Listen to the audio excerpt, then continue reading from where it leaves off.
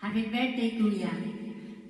Ang naalaala ko sa iyo noon ay nung na ikaw napakabait na anak.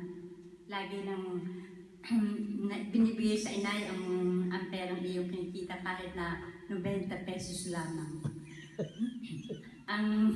At saka ang naalaala ko noon ay noong ako'y dalagita pa, ay kayo lagi ng mga oink-oink na yung mga kagrupo sa pagbabasketball. Nakakasama ko ang inay sa panonood at yun pag ikaw ay magpapashoot, natiad. Natiad ang paa para maitulong sa pagbabasket, sa pag-shoot mo. Okay, ito naman ang aking Handog. ang aming handog sa iyo.